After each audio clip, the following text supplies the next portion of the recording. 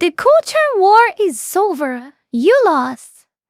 Oh yeah, I'm talking about negativity, right? It's not like he's being negative at all. He's being realistic. This is what I think, by the way. I totally agree with that statement. I mean, this is the title. I don't know what he's gonna talk about, but if it's going by the title literally, I totally believe on it. Yeah, I totally agree with him on that. For the last decade and some change, the internet has discussed and chronologized the battles of the culture war.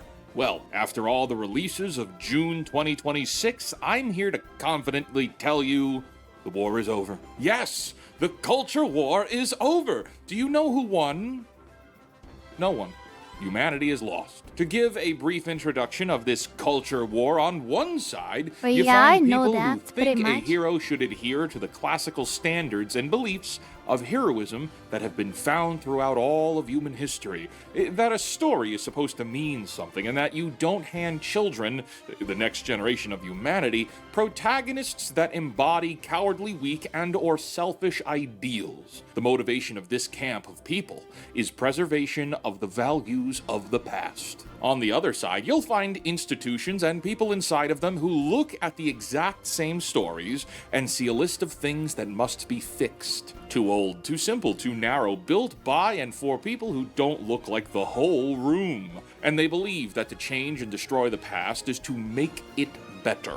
And they mean it too. This camp is not interested in preservation at all. They will revise a story until it's less of a story at all and more of a Revise delivery story? system for whatever message they've decided it's important for you and the next generation of listeners to hear. Which means one camp wants stories to retain their original meanings as intended by their original creators, and the other camp wants to use all the stories as mechanisms to say something else. Now, I'm saying that the culture war is over, and I'll admit I'm being a bit hyperbolic, but what I mean by that is that not only is there no winner at present day, but also this is a battle that has no end in sight. There is never going to be a definitive winner for reasons we'll discuss shortly, but further, No. So what you're saying is already different from what I read to the title.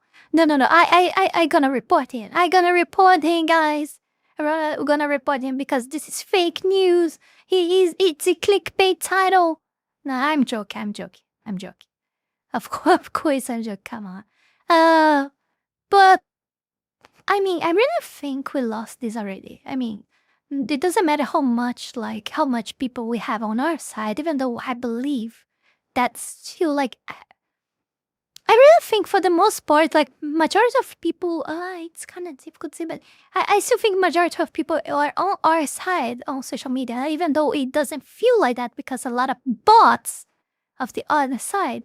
But when I say that I think that they want their narrative already is because it doesn't matter how much we scream, how much we talk about that, how much we show proof, smash proof in their faces, smash reality in their faces. They keep trying, they keep going, they keep pushing for it because they have the infinite money on their side. And the law enforcers and the government, the whole system on their side. So I really don't think we are gonna win this. And the proof of this is that, for example, we don't see people on the Senate and the deputies and etc. I don't see anyone talking about the fucking the fucking facial ID stuff that they keep wanting to push forward in every fucking country, in every social media out there. I don't see one single word of any Senate, deputy, president, whatever. No one talks about that. You wonder why? Because they're all of them against us. They're all of them against us on this. They will push this forward because it's all of their interest, and that's why we lost. We lost already because it doesn't matter how much we know what is the right thing to do. It doesn't matter how much we want and we fight for it. It doesn't matter. They will keep pushing for it because they have the money, they have the power, they have the everything, and they will keep doing what they want. That's what it is. And again, it always end up on the very same thing like that I started this live stream talking about, like a civil war and blood. And it really sees that they are leading us towards that direction intentionally. That's what it feels like. That's what it feels like, you know? Oh, but so I will not do that again. I will be very, passive, and I will do nothing. Like, because you have two options. So you go and you literally go for blood through your beliefs to make it then happen, because of obviously if we keep doing this, nothing will change. Or you do nothing and let them progress with every fucking bullshit agenda that they have. In both of ways, we lost already. This is what I think. This is what I honestly think, in my opinion. And that's why I really believe on the title that he said, I'm sorry that I'm being too much negative. And yeah, even though I say that, I still keep here. I still am here. I still fighting for the justice that I believe. I still saying the things that I believe. I still say the things in hope that, I don't know, that I will change someone's life, or that I will help someone, or that, I don't know, hoping that things will get better. But logically speaking, when I think about all of this, I really don't see that going on. That I really don't see that happening. I really want some different perspective on this, but I really don't have. And more importantly, let me read what you guys are saying. Norm is absolute, like the comfort of feel-good narrative, said Blaze Riser. There is no currying their stupidity, sadly, said Sunny Hours. The whole about and infinite money only matters if people can use that money to buy what they need, not just what they want. Yeah. They are trying to gatekeep the platforms now. Blaze Riser gatekeep for live. Blaze Riser, yeah, it's called the cooling. The horrible. I think most of them are generally just stupid. They don't actually know how to run these tools. Tons of innocent people are gonna suffer from it, but they can't actually use it to take control of everything. Just the weak and vulnerable. I sometimes want to think that, horrible. I sometimes really want to think that, oh, they do all of this just because they are evil and stupid, and it's all happening by, they don't actually have a plan. They're just evil, and they are do evil things. But things all happen like so calculated, so precisely, like that I really don't think, like, it's really difficult to think that to agree with that. It really seems like a huge fucking plan that they are put in practice, at least on the last like hundreds of years or so. Like, it really seems like something really terrible that they are planning for very, very long, and it's being followed like thing by thing on that list, and they are implanting, and everything is working on perfection, on the way that they want it to. You really see all very much calculated. And yeah, sometimes I think, like, if I'm not giving them too much credit, but come on, it's too much calculated to be an accident, and they are just be like terrible human beings doing terrible shit. Like, too much, everything is too much planned and calculated, and has been happening the way that they wanted for so long. I really don't think that it's an accident. Everything that is happening, it's all intentional and planned. This is what I think of this. Even the elites are not that elite. The difference in intelligence between them and the average person is very small. But it depends. When you talk about elites, you're talking about the woke artists, for example. The reporters and the journals on TV. You're talking about these people. Yeah, these people are stupid, really. I wouldn't even go as far as say that they are like a bit smarter than the average people. I don't think they are even way like too much smarter than average people. I think they are just the same. But the ones like above them, the Jews and everything, I really don't think that's the case. It would be too much coincidence that every fucking company, huge company, is like rules by a Jew. Like, it's too much coincidence. Jews literal everywhere. It's complicated. It's complicated. It really, like, if it wasn't that much plans, how all of them would end up in these positions of power if that wasn't a fucking like almost millennial plan or something. It's crazy. It's crazy. Control the norms, you control the worlds. Base of Foxu, they think money will save them for the storm. What's the difference between stupidity and malaise? I mean, there are a clear difference between them, Blaze, but they usually they walk hand in hand. They are always linked together. So a person that is evil usually is stupid. It's always stupid, One thing is linked to the other. They are intrinsically integrated to one another, but they are two different things. But the person that has the one New has the other donation of two. 10 from Terry. The cube ran out of power. Time to charge it back up. Thank you very much, Terry. Thanks so much, you guys, for always having supported me all this long. Thank you very much. Thank you, Terry, for the $10. This is the cycle, the collapse of the empires. It happens this way every time. It's not that every empire falls the same way, but if you factor together confusion of the role of man and woman, ownership and responsibility, all while feasting on generations of sacrifice, you are doomed. I don't know. I want to believe it's the same of a cycle, Holy Ball, because it implies that this cycle is ending already and something better will arise from this. But there is just too much many things that we have on these periods of time that we are in now that we didn't have back on the past. It seems something totally brand new, so I don't think we can count on the past to call the same cycle to tell that this will just be another cycle. This can literally last forever. This can really last forever. This is what I think, because the tools of control that they have, like, and everything else, the internet, the technology, I think they have way too much more power and control in their hands nowadays that they actually had back in the past. So I think this is totally different this time, because of that.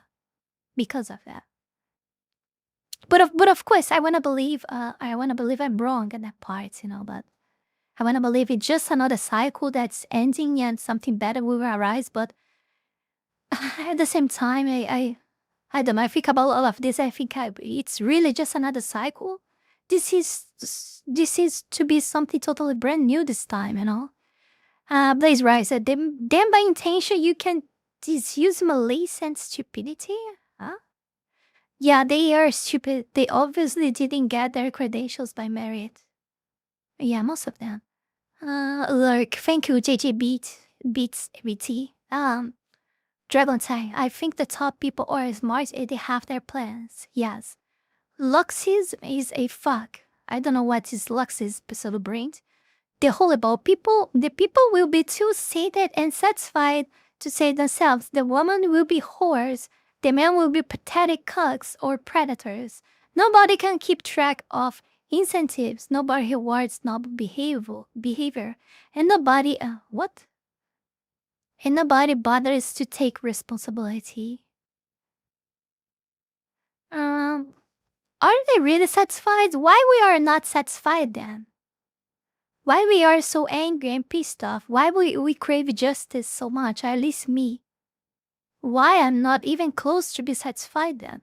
I don't know. Blaze Riser. Mizuki, how many coincidences do you need until it's no longer a coincidence? Yes, exactly. The whole about the end. Dark Mirror Star. I'm just here to watch it all burn.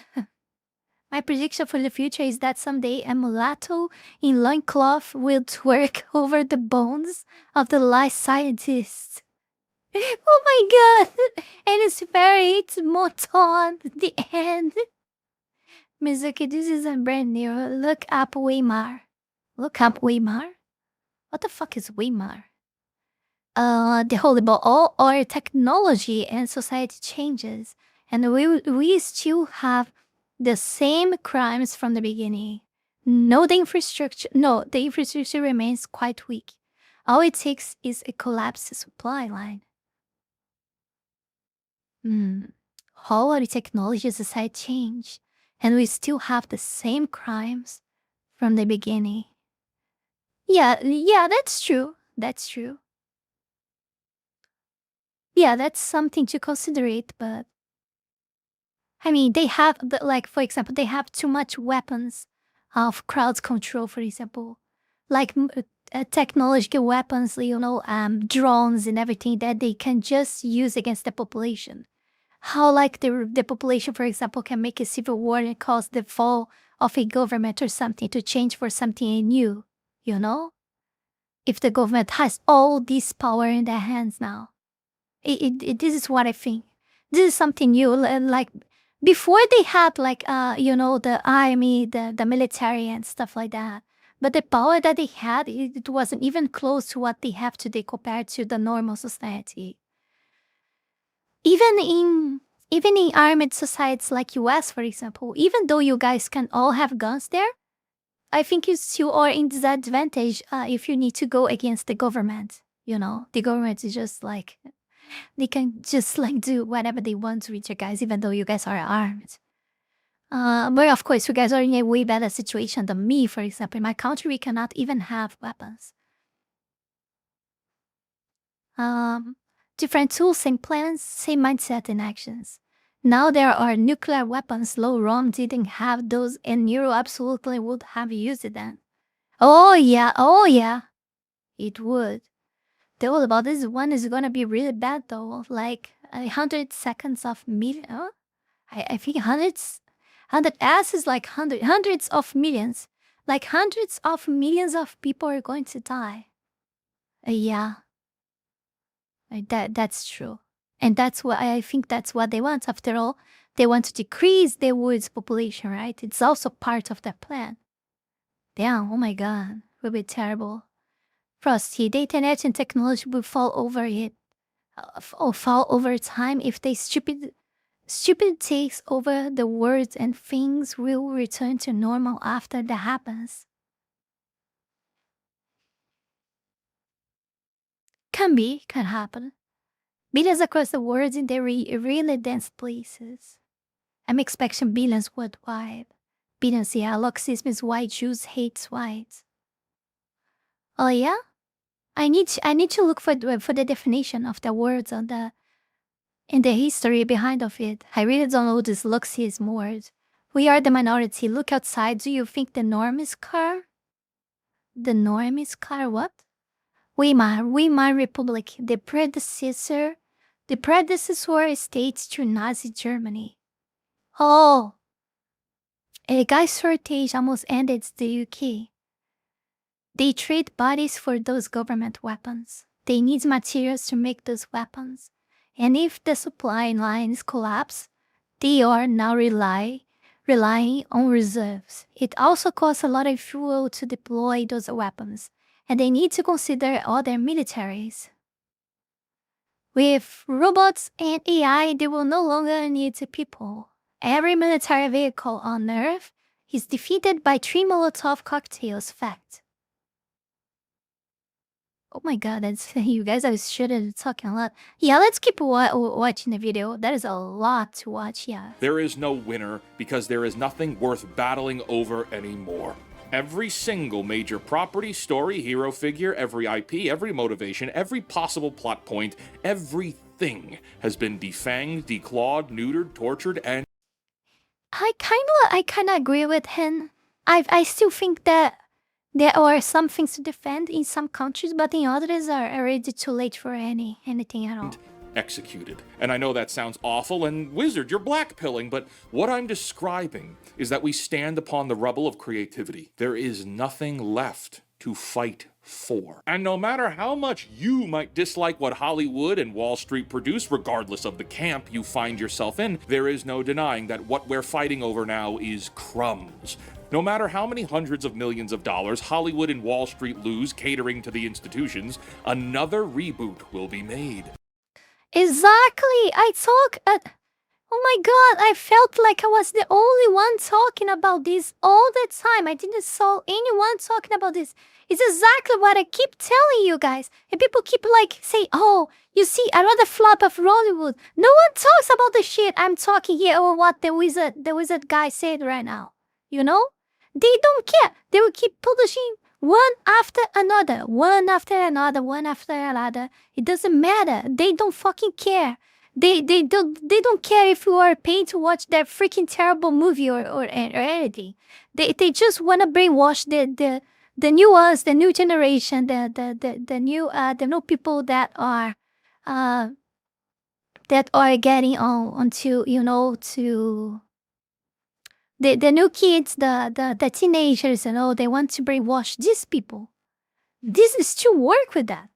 They want to keep doing this until we have a whole generation that probably we already have, that are the babies that we have right now, the kids that we have right now, that they will literally grow up in the middle of the shit and they will not even know what we had back on the past. And they will take this for granted. They will take this as a good thing, like a good movie, a good series.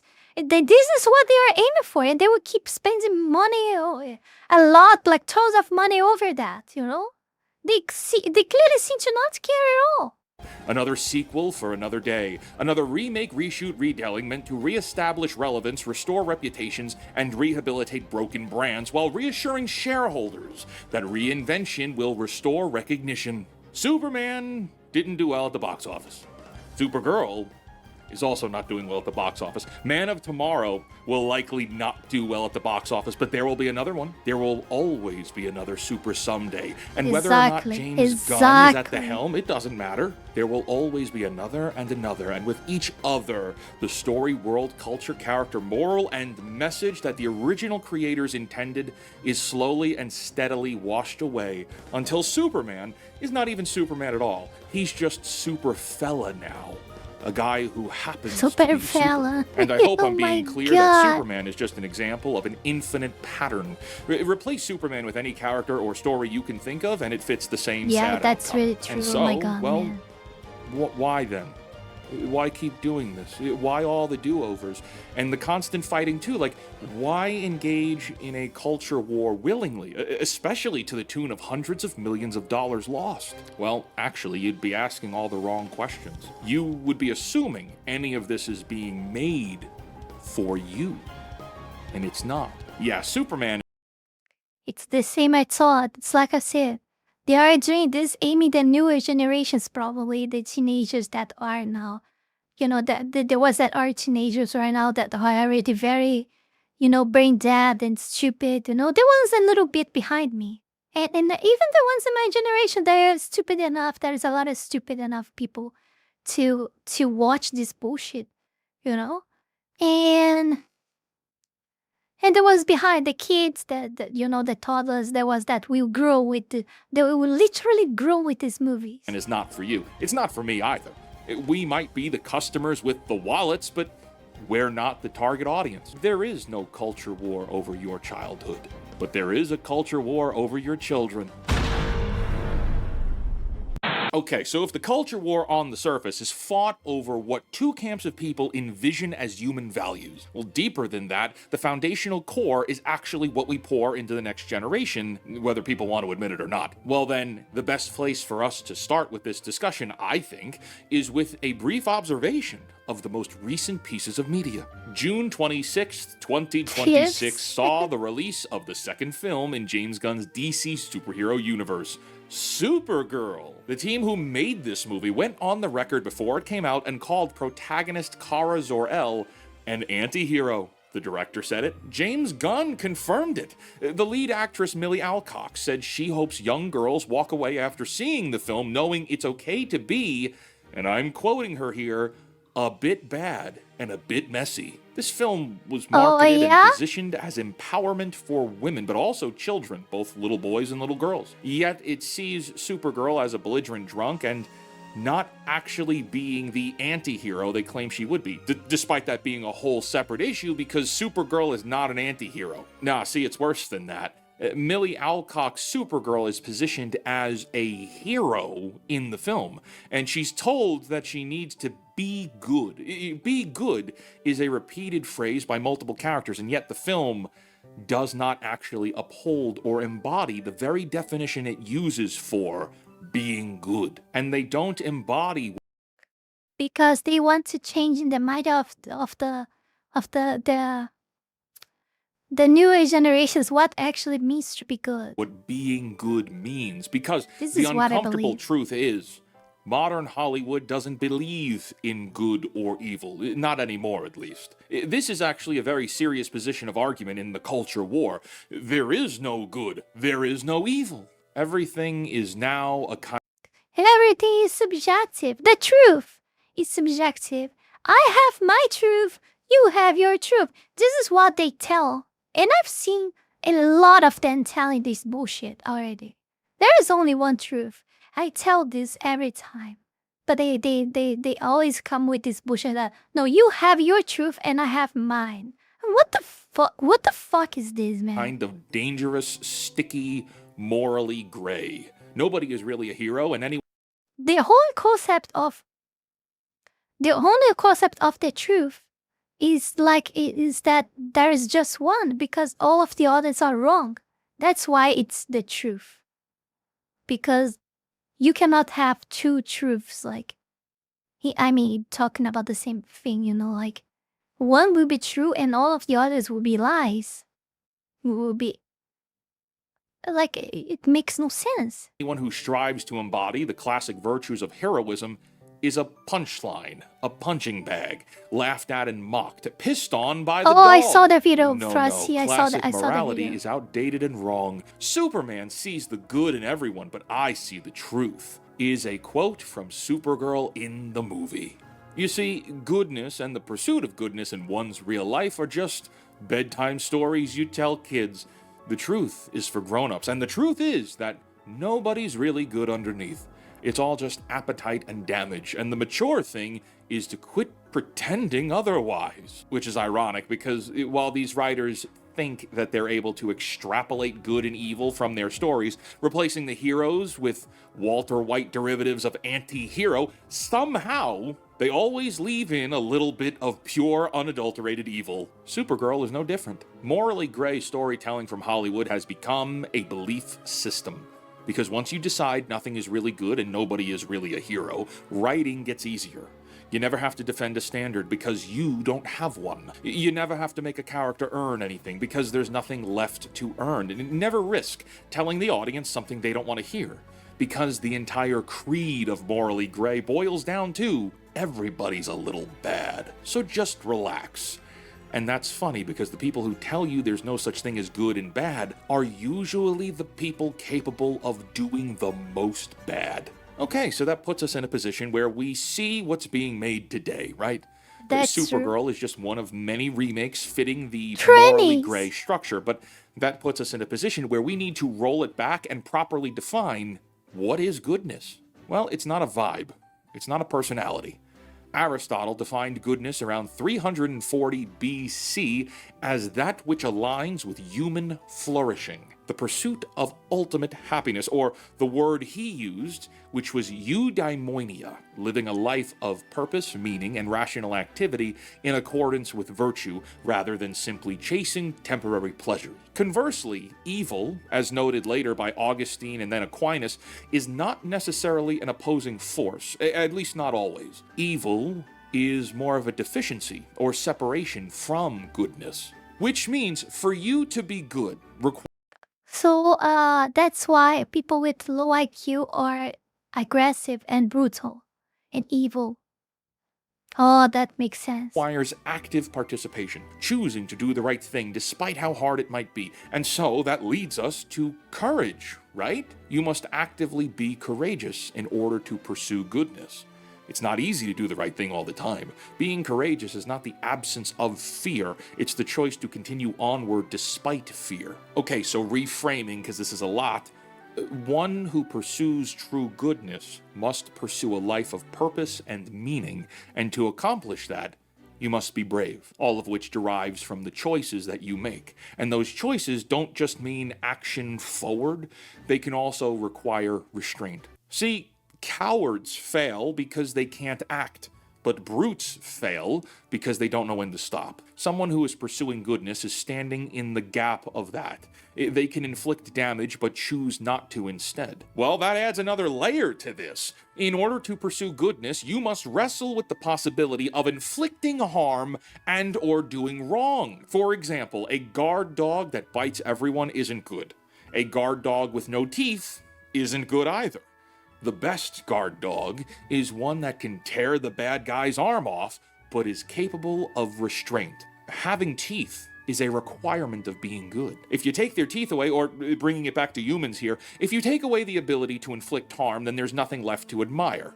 You're just harmless, and if you are harmless, you cannot be all good, because as we said, to be good means you must actively choose to do the right thing. Those who have swords and know how to use them, but keep them sheathed, will inherit the world. Goodness is not harmlessness. Goodness is power, aimed and controlled. And do you know one of the greatest characters in the last 100 years of fiction to exhibit these values of goodness happens to be none other than Superman himself. Yes, and I think it's best we take it back to 1938 with the invention of the character. Action Comics, dreamed up by two Jewish teenagers out of There was what? Like 1988? Cleveland, saw Superman as, quote, a champion of the oppressed. So that's our mission statement. Superman must be strong enough to fight oppression and also a champion of the people, as something worth looking up to or aspiring to be. Superman isn't good because he's strong. He's the strongest there is, and that's exactly why his goodness counts. This man could take the whole planet in an afternoon, and instead, he puts on a pair of glasses and works a job like a regular guy because he sees this planet as his home. It's a place worth fighting for, which means he chooses restraint every single day. And why? Why choose restraint? Why choose to become Clark Kent? Well, because he was raised by two people in Kansas who taught him the values of being good and, more so, being kind, which also means that very good choice of place to Kansas. Parents, or really parental figures, have that kind of impact on the next generation, you see? Our moral argument here is that the culture war is not just about what's here to entertain his argument you is and I, very, very but good. what kind of beliefs and ideals we leave behind. For decades, writers have done versions of Superman where his ship lands in different places on Earth. What if Superman landed in Soviet Russia? What if he lands in medieval England or rural England? What if he's raised by the Wayne family and he becomes Batman? What if the US government gets him and locks him underground his whole life? See, every what if puts Superman in a position where his morals and ideals are all bent by the circumstances he's raised inside of. Take the Kent family away from Kal-El, and he isn't raised to be Clark Kent, which means he isn't raised with love for humanity, which means he's far less inclined to show restraint when he uses his powers, because nobody ever Yeah, that also reminds me why there's a lot of retarded and evil people being born and raised right now because they are being raised by single moms. So yeah, Lex the father. So yeah, the kid's not being raised well.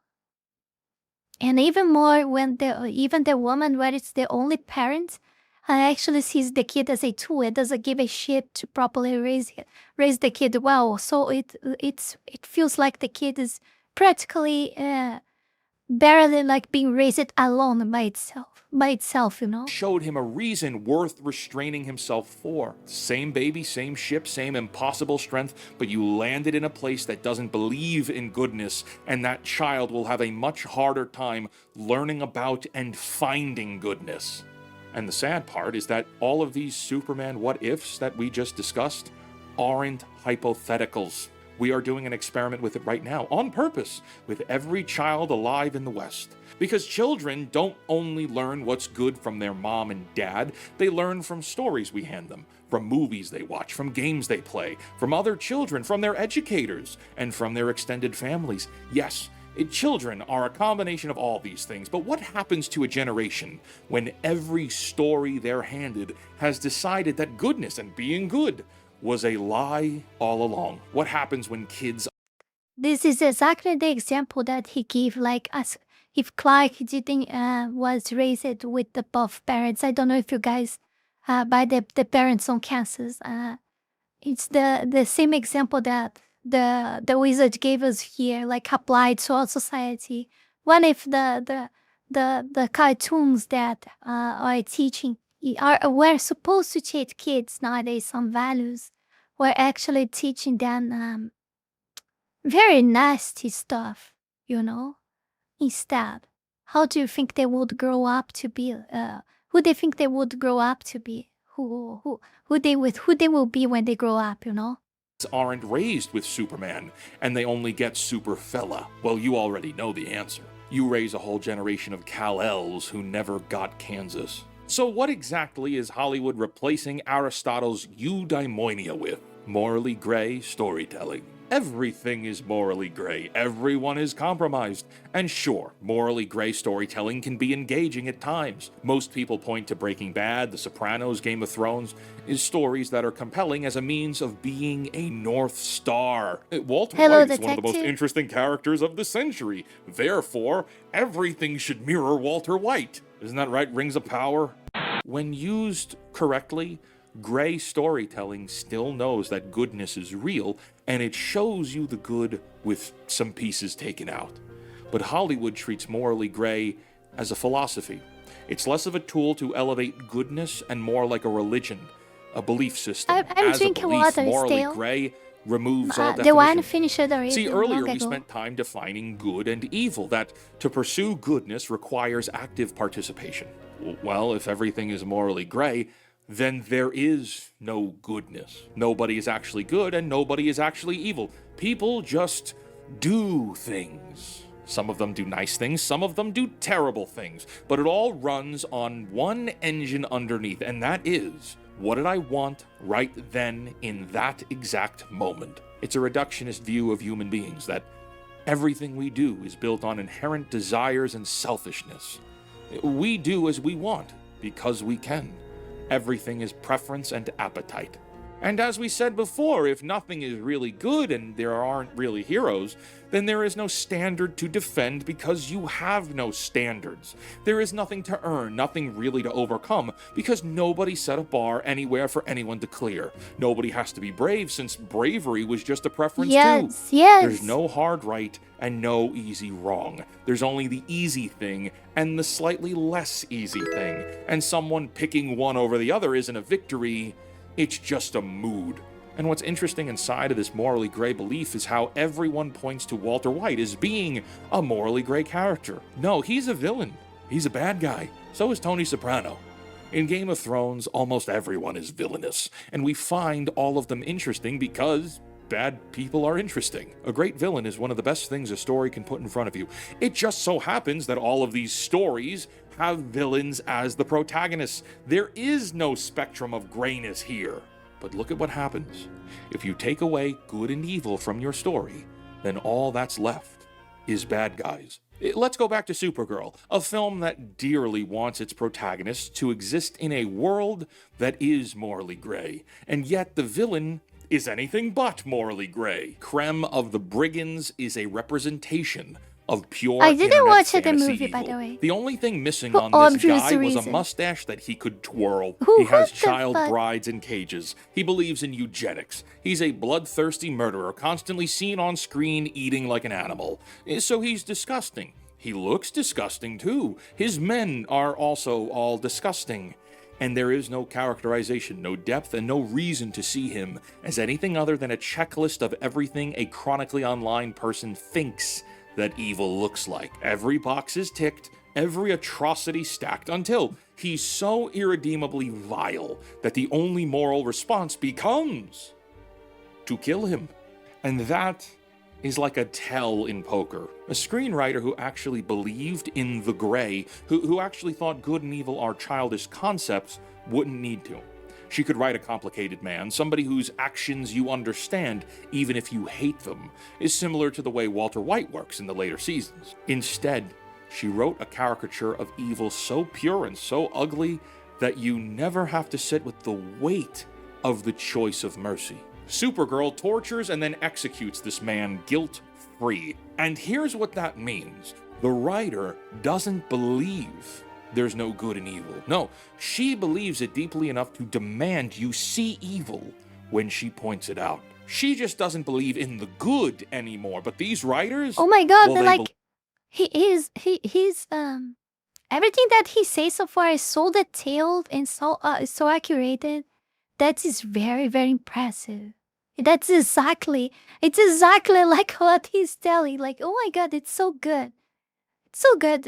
Like, he says everything that what I think about it up until now, but of course he explains a lot better than I could ever do with my limited vocabulary English. Believe in evil plenty.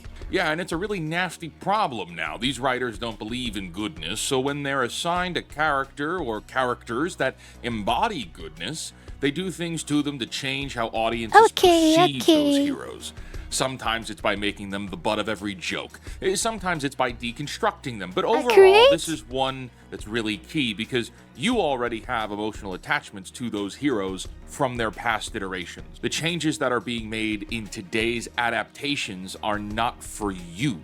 They are to redefine how heroes are perceived by your children specifically. Masters of the Universe sees Adam as the absolute butt of every joke. Every moment that he starts to get agency, we see him pulled back down so the writers can say, no, you're He-Man. He-Man is stupid and embarrassing.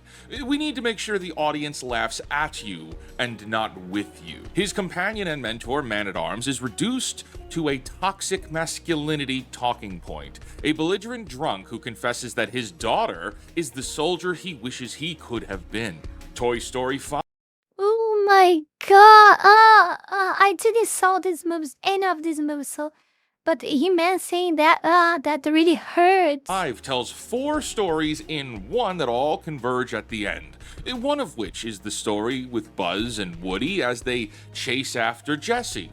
Well, Woody, despite being the main protagonist of the series, has nothing to do here other than get mocked, made fun of, chewed on, and sidestepped the entire film. Buzz, who spent the previous 4 movies being a brave leader for the toys, is a gender role swapped and reduced to being a timid coward too afraid to propose to Jessie. So she has to do it for him.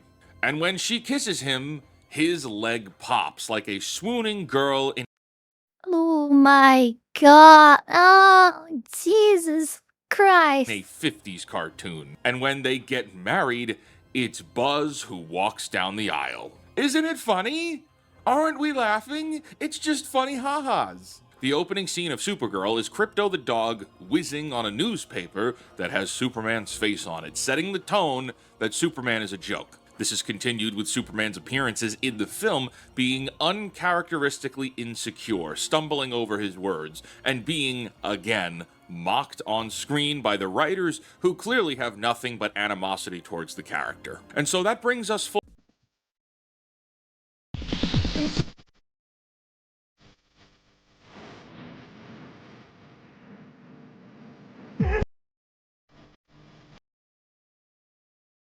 Back to the video. full circle and back to the They made the meme became real. top. I said earlier that the war is over. The reason for that is that regardless of the amount of money made or lost, these movies will keep getting produced, despite audiences begging for them to stop. And with each installment, less and less of what made the property great remains. And the reason to keep making installments is because it's not meant to capture you. You're not the customer. You already experienced real He-Man, real Buzz and Woody. You know the real Superman. You were there when the original stories were told.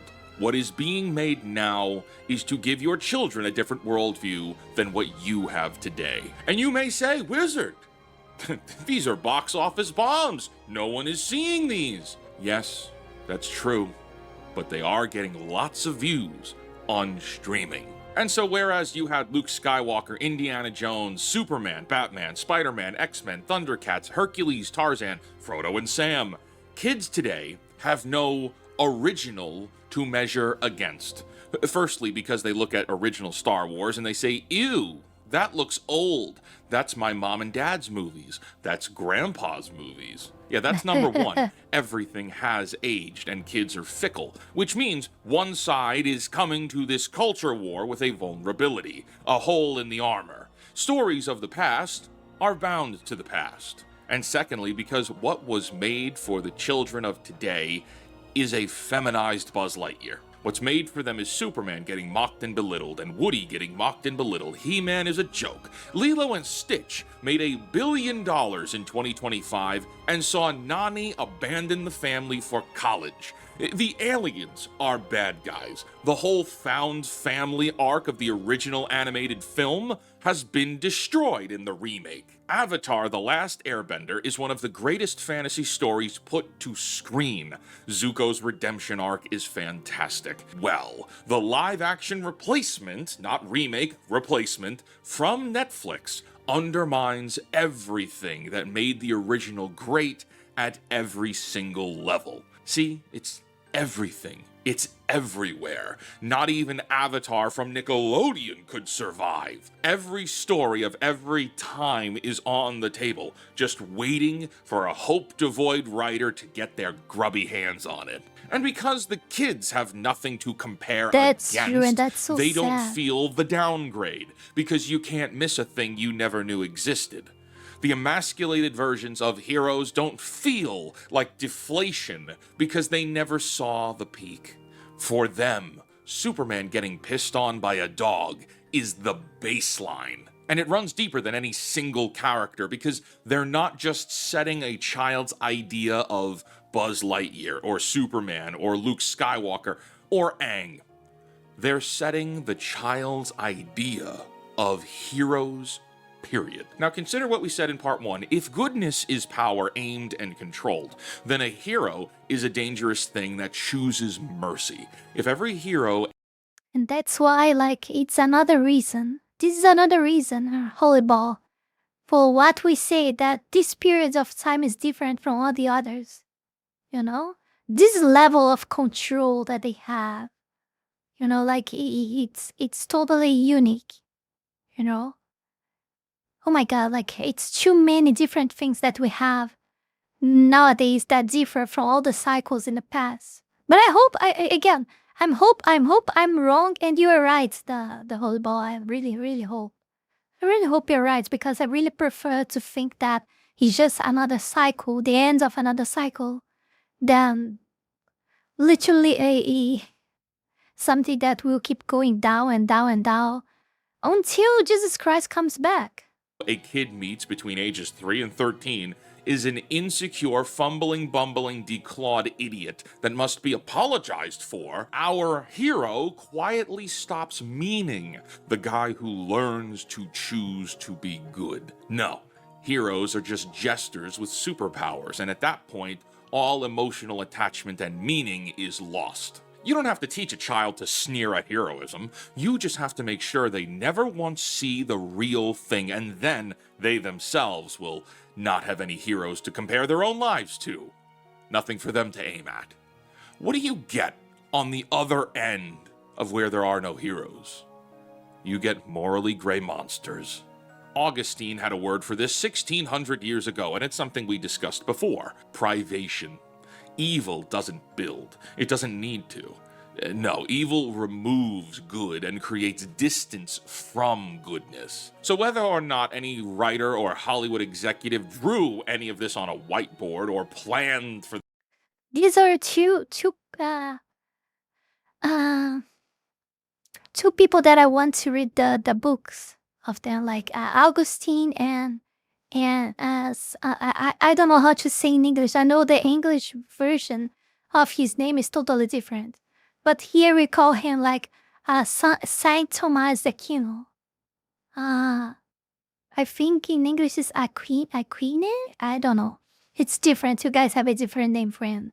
But these two guys, in my opinion, they were genius. Like they are not just like Christians, but they are so smart. Like they are too much smart. Too much smart.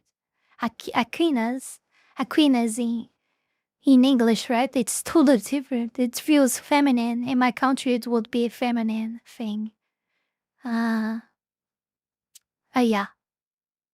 For this to be the outcome, it doesn't matter. The outcome here is the same, whether planned or Fox Book Club? You guys wouldn't stand me reading a bookie. I told about this already. Not gonna lie, I told about doing a stream, reading a book, and you know, maybe talking about what I think about the paragraph I read or something, you know, make some pause to talk about what I read. I really thought about that, but I thought like, people would be bored to watch this stuff, you know? But I would like to do something like that.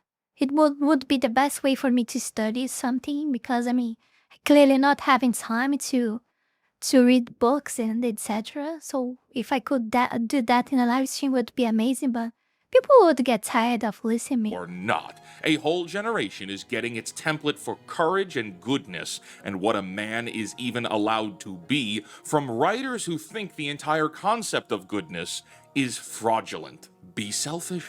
Because if you could be selfish, or if we can indoctrinate your children to be selfish, it allows us to get away with being selfish. Because the people to challenge the selfish aren't there to know that being selfish is antithetical to being good. Today's media is not being made for you.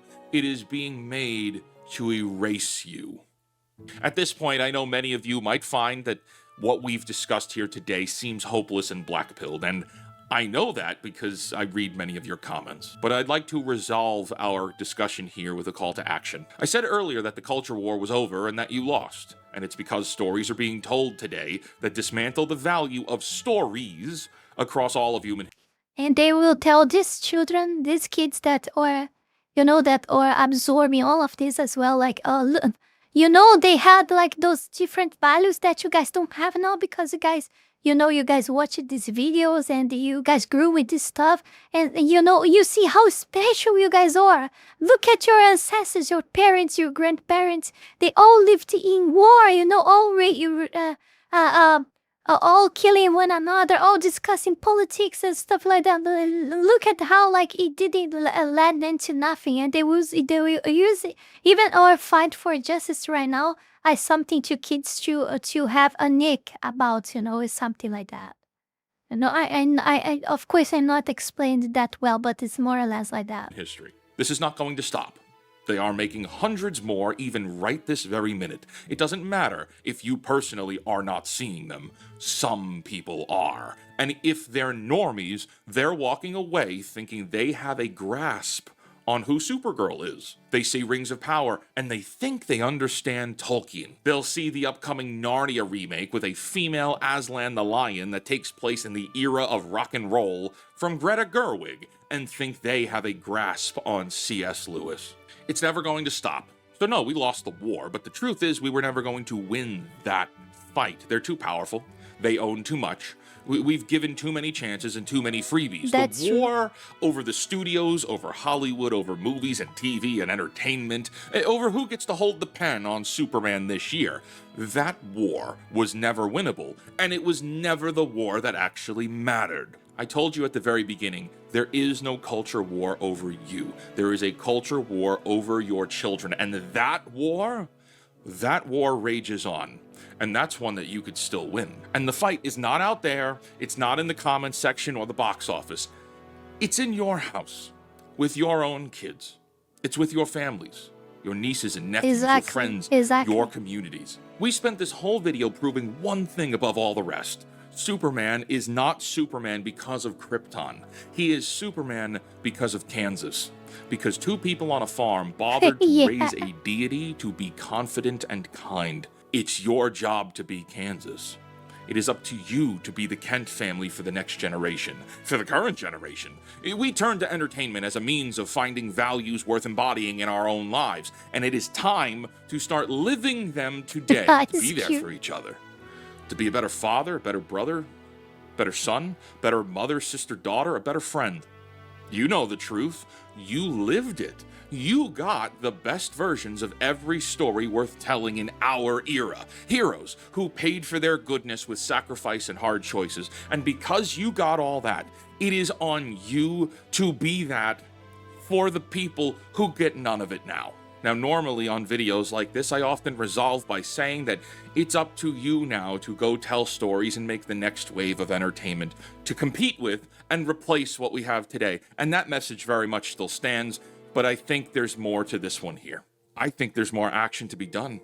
I think it's not so much in a massive creative project, though maybe it is for you, so much as it maybe is holding the door open a little longer for someone. It's saying hi. It's mowing the grass of your elderly neighbors and not expecting anything in return. It's being an ear for a friend who needs to vent. It's being present, not even just for everyone else, but for you too. There are things in your life that you can fight for, and maybe you should. Maybe there are things you've been putting off for too long, and if you took care of today, your life would be better for it. And if you could make your life a little better, maybe then you could tentatively offer a hand to see how you might help others too. We spend so much time talking about heroes and stories of heroes. It's your time now.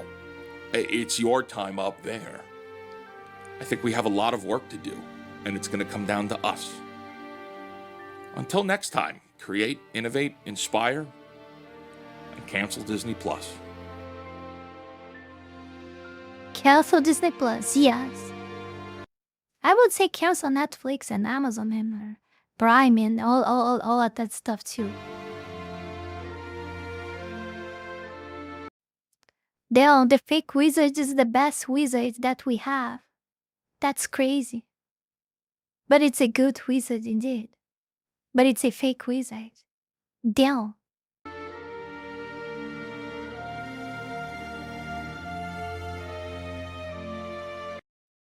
Can't cancel what I don't have. I don't have either. Cancel Hollywood? Fuck Amazon? The companies would need to pay me to watch their garble? You guys know I don't have any of these, right? I don't have any of these. Oh yeah. Before we go any further, I want to take this brief moment here to thank all of you, my patrons, for the incredible support to my work here on YouTube, and especially my 5-tailed fox tier member, the Holy Ball, and to all of my 3-tailed fox tier members, Wallony Wolf, Fanny Sylvie, Eat Himself, Chile Not Serious, Eustace the Useful, Zealous Isaiah, Ala Rosas, Max Tenor, Nugutino, Avery, Halcyonic Eder, and TV8. Thank you very, very much. You guys are amazing. Also, thanks to everyone that have been supporting me on Ko-Fi, Kick, and to all of my YouTube members. You can support this channel life and growth with just $5 a month and gain access to many perks. This is less than a burrito. Check out my Patreon. Link is in the description below. And that's it for today, my dear Foxlings. See you guys in the next one. Bye bye.